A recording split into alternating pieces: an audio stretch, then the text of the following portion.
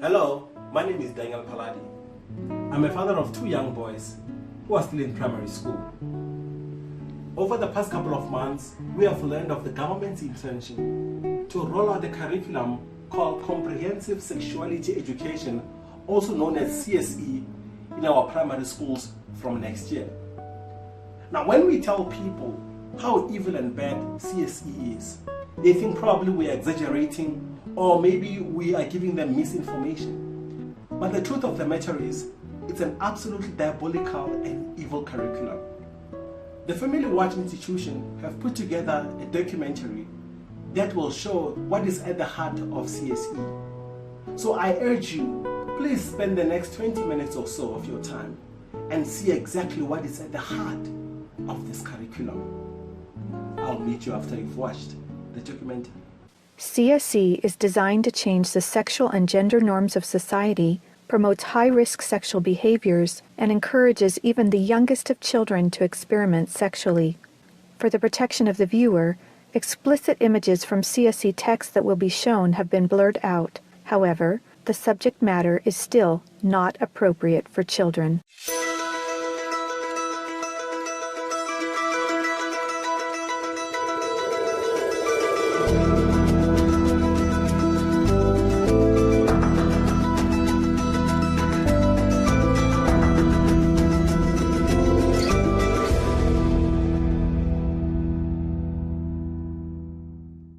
This is definitely an attack on healthy family life. It will affect your economy. It will affect your child rearing. It will affect your education system. This has horrified a lot of people in South Africa. And the tool that is being used, the weapons that are being used, is comprehensive sexuality education. As president of the American College of Pediatricians, I am deeply concerned about comprehensive sexuality education for 4 reasons. First, it sexualizes children. Second, it threatens children's health. Third, it promotes a dangerous gender ideology. And fourth, it undermines the parent-child relationship, which violates parental rights. My life's work has been to protect children by exposing the roots of the sexual revolution, the sexual rights movement that's led to sex education worldwide, globally.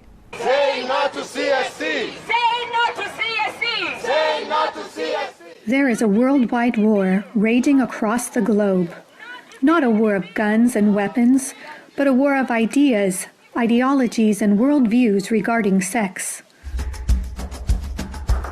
This is just part of the lesson plan for what's called Making a Difference curriculum, and it is in Oregon schools and probably schools around the nation. This is instructions for the teacher in the classroom to ask her or his students, how do people express their sexual feelings? What is abstinence? And here are some answers that they try to elicit from the children. Oral sex, masturbation, anal sex, massage, holding hands, touching each other's genitals, saying, I like you. And what they're doing is equating all these things. Saying, I like you is equal to anal sex. Planned Parenthood is coming into classrooms of students who are 13 and 14 years old. They're giving them handouts, negotiating sexual encounters with other students. For example, there are statements like this: do you want to go back to my room? Do you want to get busy? Can I take your shirt off? It makes me hot when you touch me. Here, can you do that? Is it okay if I take my pants off?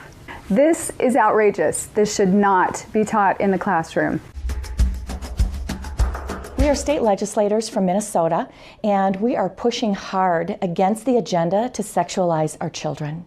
Minnesota is on the leading edge of this radical agenda, and we're trying our best to fight against it. They're pushing a comprehensive sexual education agenda, including the book, It's Perfectly Normal. It is pornography. It is something that even some of my colleagues, men especially on the House floor, did not want to look at. Showing children as young as 4th grade. In fact, it's recommended for 4th graders as their comprehensive sex education. We couldn't show this on the television news, but yet we want our 4th grade children to be looking at this book. When a child looks at a pornographic image within 0.3 of a second, that's imprinted on his brain and her brain permanently. We know that there's an action that takes place which is called mirroring images, so that children will want to or will act out what they see. In the name of sexuality education, children are seeing obscene materials that have been ruled by Congress and by the Supreme Court impossible to show to children. Where we in Latin America, we still have a lot of poverty. We have communities that don't have fresh water, that don't have electricity, children that cannot finish even primary school. Focus is completely shifted from basic needs to this very idealized agenda. They get comprehensive sexual education without the consent of parents, taking and deconstructing the family. They have really concerning campaigns for children. The strongest one is "We demand sexual education, impossible to live without it." One of them is called Put It On. They have elementary students as young as 9 years old. Then they teach them how to wear a condom. And they have this plastic genitalia, and they even have young girls. They're teaching them how to put a condom on a male genitalia and boys how to put a condom on a woman genitalia without the knowledge and consent of the parents. Most people are unaware that International Planned Parenthood Federation, also known as IPPF, is one of the largest providers of graphic, comprehensive sexuality education programs. With 65,000 service points in over 170 countries, this should concern governments and parents everywhere. My brother Luigi and I had an opportunity to go to the United Nations and give a speech on the UN floor.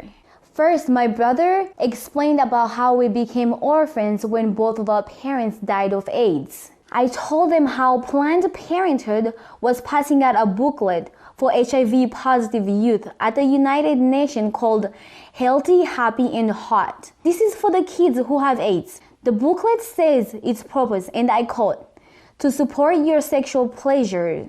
It tells youth they can have sex in different ways. It teaches about sexual pleasure through masturbation, with same-sex partners, and even if you are drunk. One of the most disturbing things I think that I've ever seen as a physician, this pamphlet called Healthy, Happy, and Hot, put out by International Planned Parenthood Federation, tells young people, and you have the right not to disclose your HIV status to a sexual partner if you're not comfortable. I was just so offended at the booklet that Planned Parenthood put out, inviting people living with HIV to engage in the very acts that would harm them. It's all about rights instead of health. It also tells young people that are HIV positive that if they decide with their partner not to wear a condom, that's their decision. It's just this kind of information. It's so unbelievable to me as a physician. This kind of message was a death sentence to not only both of my parents, but also my brother Rogerio. I couldn't understand how a pro-abortion or abortion service provider in the United States of America was in South Africa and promoting the homosexual lifestyle. Here we're trying to protect young people from getting HIV/AIDS, and we're promoting a lifestyle that is very high risk. In Guatemala, an affiliate of Planned Parenthood is huge. They have more than 2,600 service points, 27 permanent clinics, and 5 mobile units. Planned Parenthood became very active in the 90s in Russia after the collapse of Soviet Union. They would provide textbooks for the Russian Ministry of Education and penetrate the official educational networks. Some of those textbooks were really bad and tried really to sexualize children. The Swedish Planned Parenthood presented a film of about 30 minutes, an animated film which is addressed to young people of 13 to 14 years old. It is called Sex on the Map. In this film, the young people are taught that anything is okay as long as you agree and it feels right for you. International Planned Parenthood Federation, especially in the Latin American region, is omnipresent. Be it at the mission at the United Nations, the person, for example, working on the actual language, drafting the document, is a direct International Planned Parenthood affiliate. We see the same thing in the Mexican government. They're usually the #1 advisor to the mission. They have a direct influence on the outcome documents, on what is established, what is negotiated at the UN. Planned Parenthood is one of the largest organizations in the world pushing sexual health and reproductive rights.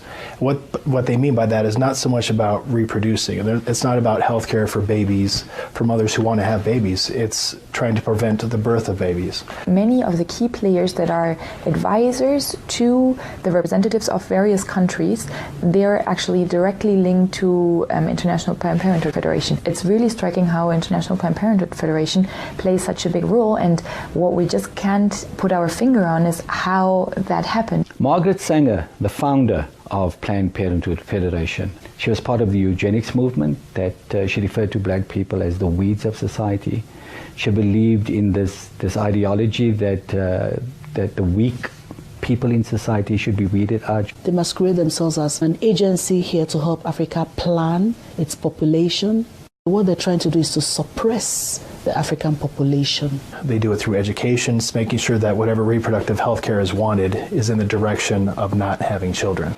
The It's All One curriculum, also promoted by International Planned Parenthood, reveals the multiple manipulative tactics used to indoctrinate and sexualize children through CSE.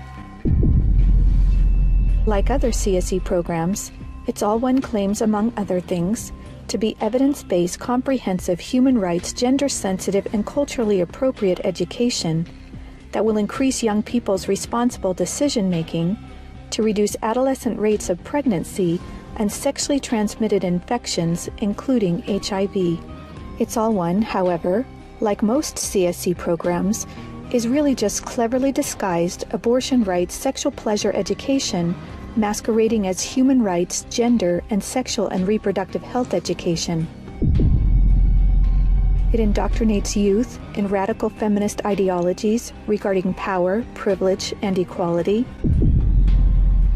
It aggressively promotes abortion with 112 references to abortion, manipulating young minds using scare tactics, telling girls, every minute of every hour a pregnant girl is dying, so we need to legalize abortion. Students are then required to read stories of girls who have had abortions so they can learn to walk in her shoes in the decision to have an abortion. Like other CSE programs, It's All One has an obsessive focus on sexual pleasure, mentioning sexual pleasure 62 times. It promotes multiple sex acts, the idea that one sexual practice is not better or worse than another, and instructs children on how to stimulate themselves or their partner to orgasm. Children are also asked to read personal stories about feeling sexually attracted to someone of the same sex.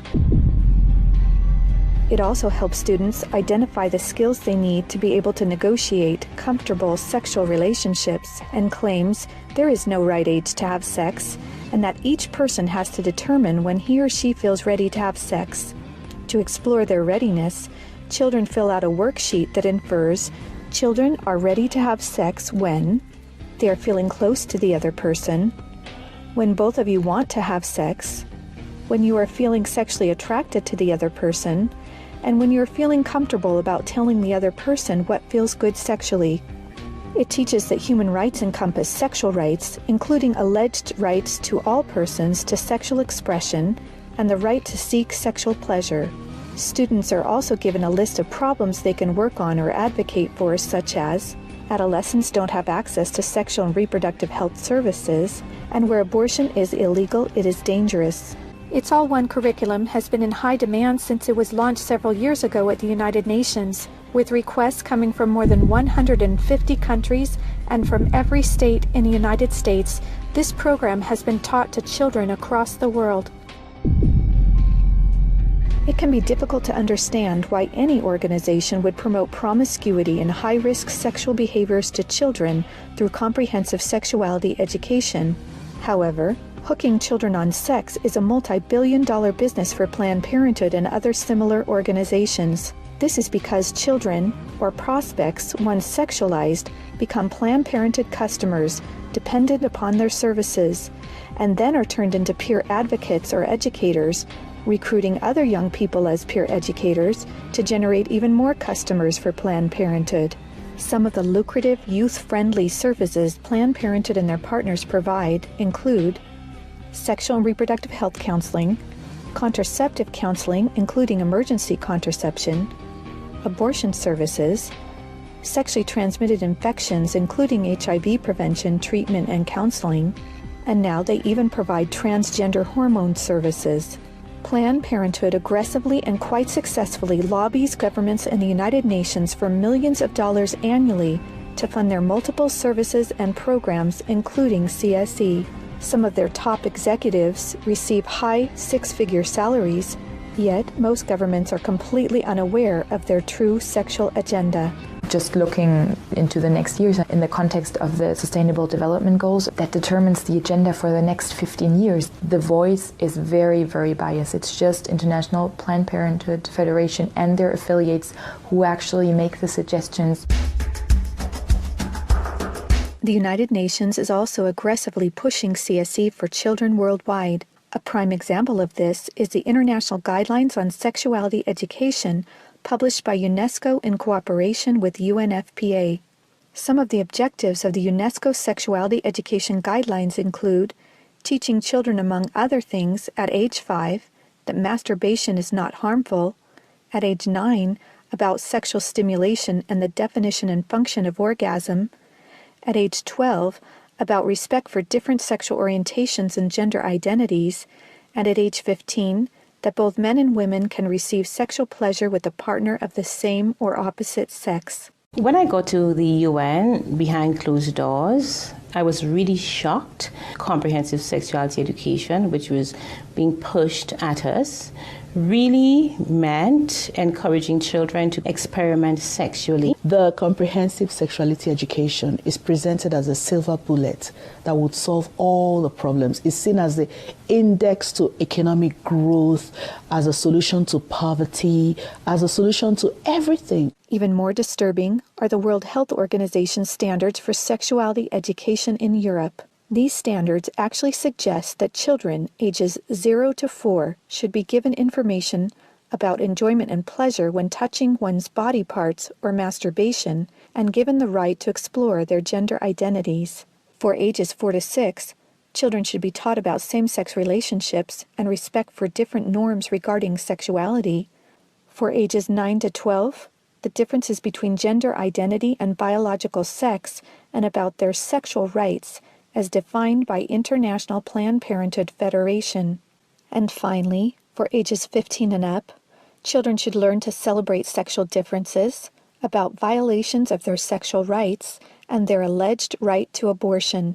The UN's Children's Agency, UNICEF, also promotes comprehensive sexuality education, and as far back as 1999, UNICEF was also found to be promoting the sexual pleasure agenda. For example, on page 89 of a UNICEF-published Sexual and Reproductive Health Manual for Pregnant Teens in Mexico, UNICEF listed situations in which one can obtain sexual pleasure that included sexual responses directed towards inanimate objects, animals, minors, and non-consenting persons. The way they're doing this is to actually penetrate our schools. And so once it changes at the policy level, then we'll probably have no control over what is taught in the schools and who teaches it. An online CSE program for African youth called The World Starts With Me tells children that sexuality includes French kissing, oral sex, and masturbation. It then tells them it's their own choice if they want to lose their virginity. It shows children pictures of naked girls and boys in various stages of development, and then asks them to point out differences in their private parts. Parents likely will never know, as it is all done online away from home. This program has been found in Kenya, Uganda, Ethiopia, and Ghana, and is probably in many other African countries. We have had several high-level visits to Jamaica and the Caribbean from Prime Minister David Cameron of the UK, from the Secretary General of the UN Ban Ki-moon, and from President Barack Obama. This is about pressuring the Caribbean to accept the sexual rights campaign. Letters have been written, try to get the Nigerian delegation to actually yield in matters of comprehensive sexuality education. The UN is for all countries, great and small. As such, it should not be used as a platform to advocate tendencies, ideologies, or ways of life that are at variance with its core principles and mandates. Many times we're cornered by other delegations seeking to impose a radical sexual agenda. We were confronted with a text that was replete with controversial issues, extremely divisive in nature. The Nigerian government was actually told by the Western countries that if they do not give in, that they will be denied foreign aid. Let me express serious concerns regarding UNFPA's attempt to discredit the government of Nauru and its permanent mission to the United Nations during these negotiations. UNFPA has tried to convince my country to change our positions on issues such as reproductive rights and comprehensive sexuality education. Harassing my capital or going through UNFPA's regional office in the Pacific will not change my country's position. Madam Chair, does the UNFPA think it can do this because Nauru is the smallest member state of the United Nations? The interests of organizations like UNFPA and IPPF is to get parents out of the picture and to radicalize and sexualize children. At the UN, if parental rights is being proposed in a document, it's thrown out. A report by the United Nations Special Rapporteur on the Right to Education, issued to the UN General Assembly, claimed that children have a right to comprehensive sexuality education, aimed, among other things, at abolishing guilt feelings about eroticism, and that will teach about the importance of sexual diversity. In comprehensive sexuality education, the approach is to celebrate sexual freedom or sexual license, to celebrate experimenting from a medical perspective. When sexual freedom is the priority, then sexual health is going to suffer. You just can't have it both ways. If a sexual education program is teaching a child or leading a child towards multiple sexual relations, early introduction to sexual intercourse, it is, by the data, a public form of sexual abuse. Out-of-wedlock births are going to skyrocket. They're going to have many more abortions. They're going to have much more STDs. The probability of depressions and anxiety directly out of matters sexual increase very significantly. So our country had a secret visit from the U.S. Special Envoy for LGBT rights, Mr. Randy Berry. He was accompanied by the senior LGBT coordinator for USAID, Mr. Todd Larkin, to try and see what the Jamaican climate was regarding sexual rights and how they could influence change. We were able to notify the public about this visit and to send a very clear message to the U.S. government that Jamaica will not be pressured into changing our values and our culture that protects the family. The Center for Disease Control, in their own research, shared information that 2% of the population of the US are men who have sex with men. And of that 2%, they account for 68% of the HIV infection. And the government of the United States spends $12 billion annually just to take care of that. I actually had to say to them that Jamaica cannot afford to spend that kind of money. One of the handouts that concerns me the most is called the Genderbread Person. They teach that gender is a spectrum, that you can choose to be whatever you want. You could be all female one day and the next day feel like you're neither female or male. Frankly, it's confusing. It's a mental molestation. We're confusing these kids as to... Please understand, this is not a theoretical concept. This is not something that has been made up. This is not happening in a different country. This is what's been planned to happen in this very country of ours, our beautiful land, South Africa. On the 7th of September 2019, parents are going to meet at the Department of Basic Education to tell the government that we do not want this evil being introduced to our children. We do not want our children to be guinea pigs of UNESCO or the UN. Now I urge you to stand up. We have marched for service delivery. We have marched for salary increases. Now it's time to march for our children. Siaya epito Siaya zizo inyofa Siaya epito Siaya